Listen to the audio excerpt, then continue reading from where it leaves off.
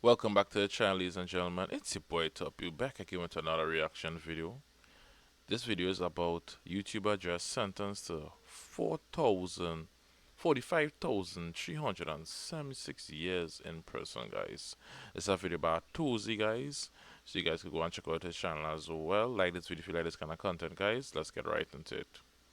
This YouTube rapper made over $100 million selling virtual farm animals that apparently had a better investment strategy than half of crypto. Yeah, this is definitely one of those stories that I'm sitting here like, how did this happen? Why did this happen? I can't believe that it happened. I just have so many questions about it. As I was researching this video, I'm sitting here like, kind of in disbelief, because it kind of sounds a little bit less like financial crime and more like some weird Black Mirror episode. Because the thing this guy did, he didn't rob a bank. No, he didn't hack some massive institution or company. No, he allegedly convinced over 100,000 people to invest real money into virtual cows inside of a mobile game. And he somehow turned that into one of the biggest fraud scandals in modern Turkish history. Okay. So meet Mehmet Aydin, a Turkish entrepreneur and former rapper. Yes, the international fugitive accused of running a massive Ponzi scheme was also, I guess, a YouTube rapper. But Aydin reportedly uploaded rap music online under the name of Ego Man, which in hindsight might be a little bit of a subtle hint that he would have the ego to, you know, run $100 million Ponzi. But I guess it's safe to say the music videos are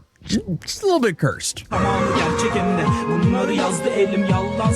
yeah, there was a tweet that said, I would definitely trust that guy with $145 million. You see, anything is possible in life. Apparently, this guy can steal over $100 million. And during his YouTube rap career, he was also working as a dishwasher in Bursa. So the dude wasn't some Silicon Valley billionaire creating this cow token, to put it lightly. This was essentially a young guy in his 20s who saw an opportunity, to put it lightly. Because back in 2016, Aydin launched something called Çiftlik Bank, or Farm Bank. And honestly, it kind of looked like a Turkish version of Farmville. You had cartoon cows, chickens, and sheep. It had little farms with cutesy graphics. But the big difference is people weren't farming for fun. No, they were investing real money. The idea is simple. You start and manage your own farm. You use gold as a currency to buy animals like chickens, goat, cattle, and bees. You earn cash back by selling the honey, eggs, and milk that your animals produce. You can then use the profits from these sales to buy more livestock and so on. You can also pay real money to buy virtual gold and run your farm. And that's not just some pay-to-win model. If your farm does well and you make some proper virtual gold, you can exchange your virtual proceeds back into real money. So the idea was users could buy virtual livestock and Actually decent. A lot of people is actually find different ways to make money, but that's actually a smart way because most of these stuff will be paid to win in a sense. But just in the end, actually say you'd actually get some cash. I have a lot of apps like these actually out right now. A lot that tell you to invest money into it. Or that play certain games and stuff like that, and you would actually get a cash back. But you really don't. Farming equipment inside of the app. And according to the company, that money would actually go towards funding actual agricultural projects and livestock farms in the real world. And in return, players were promised. That right is a problem. That right there. Anytime you start promising to do stuff in the real world with cash, that right there, automatic fraud. So if he actually had left it how it was before, just in game, he would not have had any kind of problem. Just to know he actually went and say real life will, that's where the problem comes into play. A portion of the profits. Definitely. And at the time, the pitch actually hit people from multiple angles. Definitely. Turkey's agriculture sector was struggling, people wanted investment opportunities, and I guess the app looked modern and tech driven. Then I guess the most important one, the company worked really hard to make itself look real. So it wasn't just some random mobile app sitting in an app store with fake reviews. No, Farm Bank created physical show farms people could actually visit in person. And they even opened branded stores selling products connected to the company. Honestly, my question is, how did this guy get the startup capital to do this? Because I feel like it would be quite complicated to set all this up on a dishwasher salary. But regardless, because of all these demos, investors could walk around and physically see the animals connected to this business. Essentially, the dude LARPed as a farmer. And the scam, I guess in a way, was kind of genius, at least in the most evil way possible, because once you give someone want something physical to look at, it's a lot easier to fool. And especially in, crypto 2016, when you have something physical tied to it and the investors can see it, it feels less like magic internet money and more like a real thing. Except it wasn't, because the numbers behind this thing got insane very fast, because within a year and a half, farm bank exploded across Turkey. And reports varied about this, but people were saying somewhere between 75,000 and 130,000 people actually invested into this.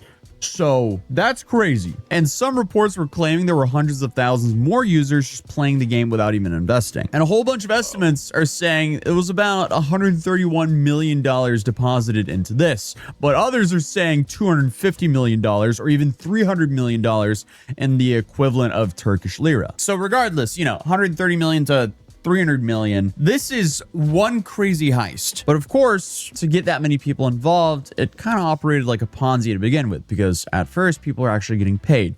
So, the new money seemed like it was paying the people who got in first. And then it just kept recycling like that. So players were reported From the actually song, like he actually had some investors helping him as well, because when it now sort of, if you had was to pay people as well, it would mean that you would have some level of capital that sit down there at least.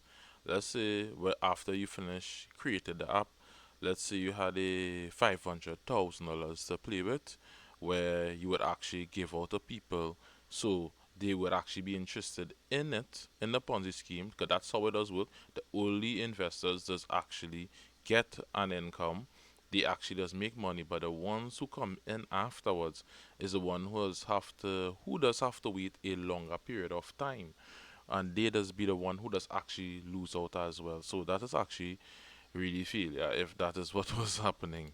saying they were earning money from their virtual livestock, which then made the whole thing feel legitimate. So people then started telling friends and family that the Correct, app that's actually what it worked. And once people started saying, no, seriously, I made money from this, people started dogpiling in. And of course, the app itself encouraged consistent reinvestment. So users weren't just like buying animals once. No, they also had to spend money on upkeep. So they had to do, supplies, storage, and maintenance tied to the hypothetical livestock that was tied to their money in the virtual currency. This is so crazy. But honestly, though, it kind of sounds a lot like some of these like 2021 NFT scams. Regardless, Farm Bank marketed itself as innovation, and the company promoted itself as this futuristic blend of gaming, agriculture, and investment. And it was trying to like position itself under the narrative of, we're helping Turkey revolutionize its farming industry. And a whole bunch of people were clearly on board, because you have major Turkish TV personalities and celebrities promoting the app publicly, because Farm Bank branding started showing up in real stores and real products carried the company logo. And at one point, Mehmet Aydin was even claiming the company would help finance one of the largest dairy farm projects in Europe, which is just such a bizarre, startup promise that It actually would have been good if it actually was legit. If it was actually a legit project where you could actually get the income off it, that would have been so awesome. But just to know that, obviously, all the best projects always some scampish people always trying to do it. That's the crazy part. hey, in 2016, I can see how that almost kind of worked. Or, well, actually, it did kind of work for a little bit at least, because if you just put the right buzzwords around a bold enough project, it seems like you can raise some money, even though it's illegitimate. But I guess behind all the branding and hype, the cracks in the foundation were already forming, because eventually people started trying to withdraw their money, and suddenly things got weird. So by late 2017, complaints started piling up from users who said payments were slowing down or stopping up entirely. And this usually means that, we're at the end phase. We're at the end game of the Ponzi schemes when the payments stop, or well, the start of the end game at least. Because the scheme only works as long as new money's flowing in. So if people start saying, we can't get our cash out, that pretty much halts all the new money coming in. And that's when Turkish regulators started paying a lot more attention after growing complaints from users who claimed they weren't receiving profits anymore. So authorities began investigating into this company, and suddenly Farm Bank's exciting image, just collapsed overnight. So after Farm Bank started to collapse, Mehmet Ayan's response to all this pushback was quite odd, to put it lightly. What I actually saved him was actually if he had took some of that money, which is a lot of money, and he actually had invested into these businesses he's talking about, actually he would not even have lost any money. He would have actually made profit and actually start off a farm business where you could actually get real money to start putting back into the business itself, right? So people could actually get payments easy. Now that would have saved them as well, but right, it would actually turn it into something legitimate. So even though it was a scam or a Ponzi scheme, if he had some sort of way to put back money consistently into the application, it would have run as a legitimate business. But you know it is, man doesn't think so Because far instead ahead. of like, calming investors down, reports say he sold all the shares in the company See? and started backing away from the business right as panic was at its peak. That's kind of like the financial equivalent of you're sitting on a plane, intense turbulence hits, and suddenly you see the pilot leave the cockpit in a parachute, open the door, and jump out. Yeah, it's not a good sign. Well, then in early Word. 2018, Farmbank announced that it would stop accepting new users and suspended profit payments. And authorities eventually seized company assets and launched a criminal investigation into what prosecutors described as a massive fraud operation involving organized criminal activity and money laundering. And then Mehmet Aydin disappeared. He was just gone. According to reports, he fled Turkey with enormous amounts of money while thousands of investors was left essentially empty-handed. And somehow, despite being international wanted, the dude was allegedly spotted in Uruguay driving around in a Ferrari, which is something I will never understand because imagine you scam people for millions of dollars and you now desperately need to lay low. Why would you ever want to drive a bright, loud car to bring as much attention as possible to you? But obviously, because of this genius move, Interpol got involved because people suddenly were like, wait a minute, who's that young guy in the Ferrari here in Uruguay? We've never seen him before. So reports claim that victims became so furious that bounty posters were starting to offer hundreds of thousands of dollars for information just about this guy. So that's not good either. So again, why are you driving around a Ferrari then? What he really should have done was the 3 years in Dagestan bit. I guess that meme didn't really exist at that time, but still, he should have just vanished. Bro could have became a real farmer in rural Mongolia. It would be pretty hard to find him then. I don't actually know. I'm talking nonsense. But in my head, it would be harder to find him if he just laid low and was like a shepherd in Mongolia. But I guess that would be a boring life for him, which again is why if you are in it for the money, absolutely do not scam. Why would you ever scam? Because if you are a person who are doing everything for the money, you clearly want to go enjoy that money. And if you are a scammer and you suddenly have Interpol after you, you can't really spend too much of that money, especially on the flashy Instagram type stuff. But meanwhile, you have like 100,000 people essentially having to tell their families that, yeah, so I lost our life savings because we invested in a cartoon cow app. That's a rough conversation to have. But for years, he stayed on the run while the stories around him just kept getting stranger and stranger. And some reports claimed that he was hiding in Uruguay, and others were saying no, he was actually in Brazil. And there were even rumors involving some offshore accounts, cryptocurrency transfers, luxury properties, yachts, girlfriends, fake identities, and so on. But meanwhile, back in Turkey, the legal case just kept growing, and dozens of people connected to Farmbank were investigated or charged. So prosecutors accused Aydin and others of running a criminal organization, fraud,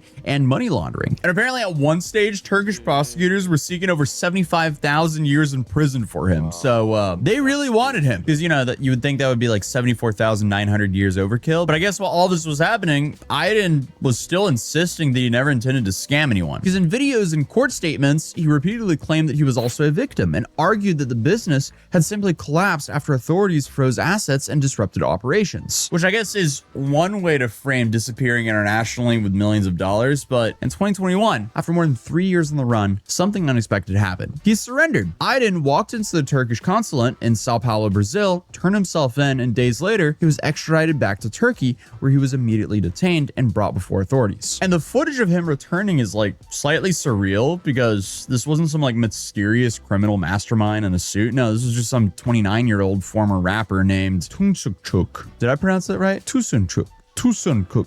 I don't know, but apparently it translates to little chubby boy. How are you going to be a rapper, then go to prison, and your nickname is little chubby boy? And then, of course, on top of that, rob 100,000 people of their life savings. He's just not setting himself up well here. But once he was in prison, Aydin started giving interviews and making statements that sounded completely disconnected from the entire situation. Because at one point, while facing tens of thousands of years in prison, he gave an interview basically talking about how comfortable prison life was. I'm not joking. He described his prison cell like someone reviewing an Airbnb. He talked about having a TV, tea, coffee, wardrobes, regular meals, and even preferred Turkish prison over Turkish student dorm rooms, which they gotta fix that if that's true. And in quote, he said the prison meals were 1,000 times better. So again, if that's true, they absolutely have to fix that. Like, come on, we can't be incentivizing prison over studying. That can't be good. But imagine being the victim here. You were fooled because you invested in some virtual cows, and now the guy who sold you the virtual cows is now on TV saying, honestly, the prison food's pretty good. That would not be an ideal predicament to be in. But then on top of that, he said if he could go back in time, he would do it all again without any mistakes. So instead of, oh, I regret hurting people, he was like, I should have made sure the scheme could have gone on for longer. I don't know. But then you have one of the more interesting legal defenses I've heard, because authorities charged him for his use of the word bank because he called his company Farm Bank. And that wasn't licensed as an actual bank. So Aiden's defense was basically like, well, the word bank can also mean a park bench. I don't know where he's going with that. And no, I'm not making that up. He reportedly argued that maybe he meant a literal bench and people just misunderstood him. Meanwhile, prosecutors kept building the case against him, and the numbers attached to the scandal just became more and more ridiculous because thousands of plaintiffs were named in this, and authorities claimed that hundreds of millions of lira had flowed through his operation. Investigators also accused him of transferring huge amounts of money into personal and offshore accounts. And at one stage, reports said that Turkish prosecutors wanted more than 88,000 years in prison for Mehmet. 88,000 years in prison. How is that worse from the 75,000 years in prison? There's no difference between 88,000 years and 75,000 years. But hey, I guess they're just really stacking them on now. But eventually, after years of hearings, investigations, extraditions, and international headlines, the court finally made its decision. In February 2025, a Turkish court officially sentenced Mehmet Aydin and his brother, Fatih Aydin, to 45,376 years and 6 months in prison. They really had to tack on the 6 months there. So there's a lesson here. Don't sell virtual cows claiming that you're a bank and that it's actual real money. Overall, massive skill issue. Oh, that was actually crazy to think about it, dog. Yeah, scam all them people. You're never gonna actually enjoy that money. You actually lose out most of your life, well, nearly all your life. 'Cause if it's 29 years, you get like 45,375 years. Now, the only how he would actually get to come out is if he actually have where every how much years he could actually appeal and come back. I would actually go decide if they want to let him go or not. That would be like some places might be every 5 years and stuff like that, and he might get denied. And next time he might actually get to come out, maybe because he had good behavior and stuff like that. On the whole, to actually end up in prison and waste the rest of your life, that's actually insane, guys. That's I can't even try to even fit that into my little brains right now, to be honest with you guys. So tell me what you guys think below in the comment section. Like this video as well if you actually like this type of content as well. Subscribe to this channel. This help my channel a lot as well. Let's grow together. We're trying to reach 20,000 subscribers as well. It was about Toppyou. Cover a lot of videos like these on the channel as well, so you could subscribe for that as well, and check out those videos that are actually on your screen right now. And I'm out.